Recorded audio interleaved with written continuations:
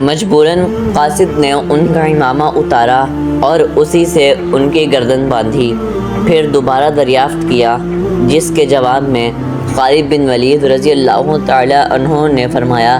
اشعث کو میں نے بیت المال سے نہیں بلکہ اپنے ذاتی مال سے انعام دیا ہے۔ قاصد نے یہ سنتے ہی گردن کھول دی اور عمر فاروق رضی اللہ تعالیٰ عنہ کو اس کیفیت کی اطلاع دی۔ عمر فاروق رضی اللہ تعالیٰ عنہ نے یہ حالات جاننے کے بعد خالد بن ولید رضی اللہ تعالیٰ عنہ کو جواب طلبی کے لیے مدینہ منورہ طلب کر لیا۔ مدینہ منورہ میں جب خالد بن ولید رضی اللہ تعالیٰ عنہ سے پوچھا کہ آپ نے شاعر کو اس قدر انعام اور صلہ کہاں سے دیا،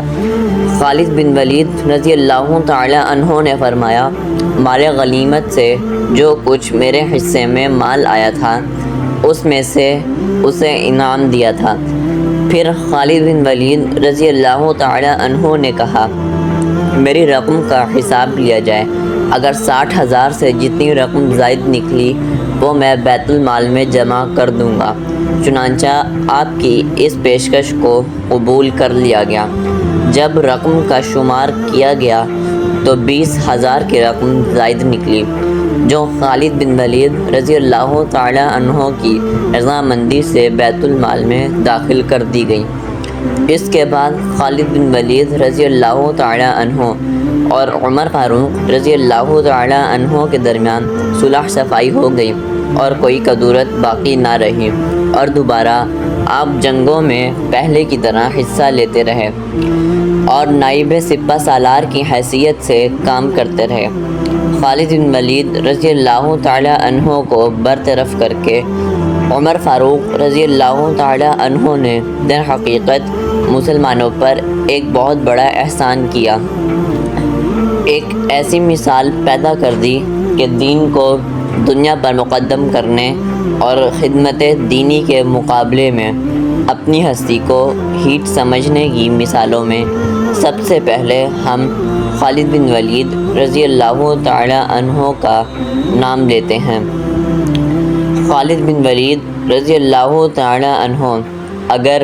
مرتے دم تک لشکروں کے سالار اعلیٰ رہتے تب بھی ان کی بہادری اور جنگی قابلیت سے متعلق اس سے زیادہ کوئی شہرت نہ ہوتی جو انہیں آج بھی حاصل ہے، لیکن اس برطرفی کے واقعے نے خالد بن ولید رضی اللہ تعالیٰ عنہ کی عزت اور عظمت نے ایک ایسے عظیم الشان مرتبے کا اضافہ کر دیا جس کے آگے ان کی سپاہ گری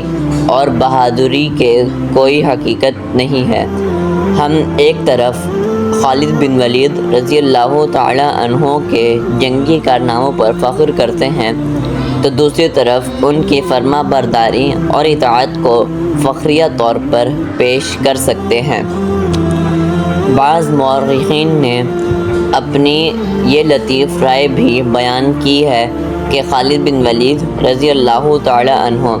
چونکہ ہر ایک معرکہ میں فتح مند رہتے تھے، لہٰذا کچھ لوگوں کے دلوں میں خیال پیدا ہو گیا تھا کہ تمام فتوحات خالد بن ولید رضی اللہ تعالیٰ عنہ کی سپہ سالاری کے سبب مسلمانوں کو حاصل ہو رہی ہیں۔ عمر فاروق رضی اللہ تعالیٰ عنہ نے خالد بن ولید رضی اللہ تعالیٰ عنہ کو برطرف کر کے یہ ثابت کر دیا کہ مسلمانوں کی کامیابی اور فتح مندیاں کسی شخص سے وابستہ نہیں بلکہ مشیت اور عزتی اور اسلام کی برکات ان فتوحات کا اصل سبب ہیں۔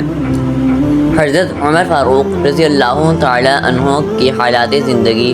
ہم آپ سے بقیہ قسط میں بیان کریں گے۔ شکریہ۔